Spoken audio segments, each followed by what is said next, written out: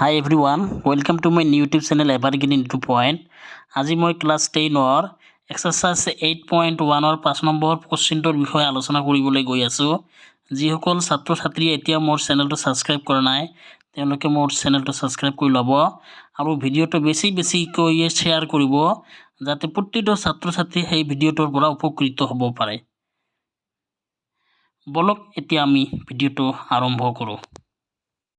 Class 10 exercise 8.1 5 number প্ৰশ্নটোৰ বিষয়ে আলোচনা কৰিবলৈ গৈ আছো। ইয়াৰ প্ৰশ্নটো দিয়া আছে যে sec θ = 13/12 হলে আন ত্ৰিকোণমিতিক অনুপাতবোৰ গণনা কৰা। ধৰা হল A, B আৰু C এটা ত্ৰিভুজ যাৰ B কোণটো 90 ডিগ্ৰী আৰু A কোণটো θ। আমাক থিটা সাপেক্ষে বাকি ত্ৰিকোণমিতিক অনুপাতবোৰ উলিয়াব দিছে। আমি জানো যে থিটাৰ বিপৰীত ফালে থকা বাহুটো হ'ব লম্ব আৰু থিটাৰ লগত লাগি থকা বাহুটো হ'ব ভূমি আৰু 90 ডিগ্ৰীৰ বিপৰীত ফালে থকা বাহুটো হ'ব অতিভুজ। অতিভুজ বা কৰ্ণ। আমি জানো sec θ অনুপাতটো অতিভুজ বাই ভূমি। sec θ অনুপাতটো কি আছিল? অতিভুজ।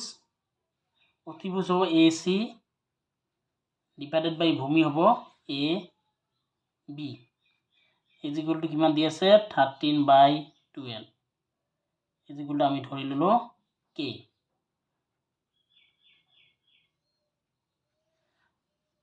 তো গতিকে AC হ'ব 13K আৰু AB হ'ব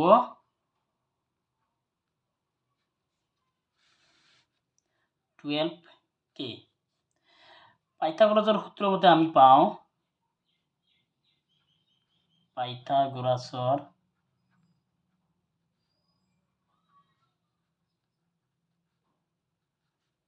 সূত্ৰ মতে আমি পাওঁ যে লম্ব হ'ব স্কয়ার রুট অফ কর্ণ স্কয়ার। কর্ণ মানে AC square minus AB square.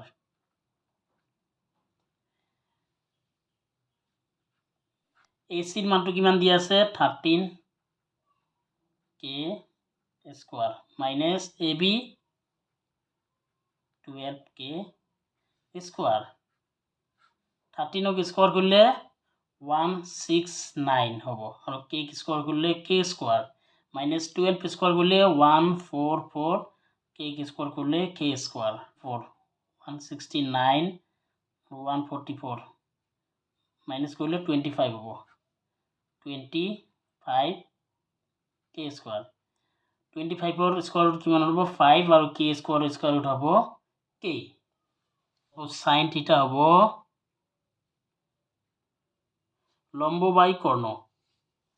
sin θ হ'ব লম্ব বাই কর্ণ। লম্ব কিমান আছে θ সাপেক্ষে BC কর্ণ হ'ব AC। BC দিয়া আছে 5K আৰু AC হ'ব 13K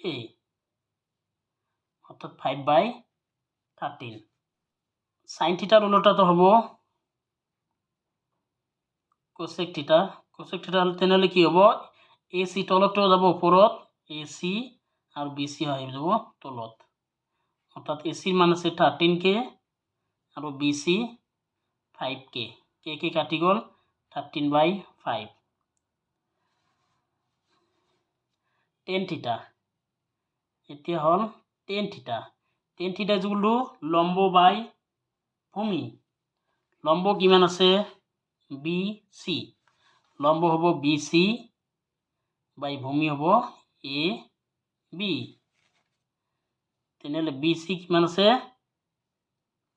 BC 5K আৰু ভূমি AB টো কিমান দি আছে AB 12K। K কাটি গ'ল 5/12।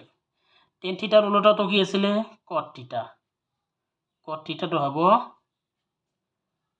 AB by BC অর্থাৎ 12/5 হ'ব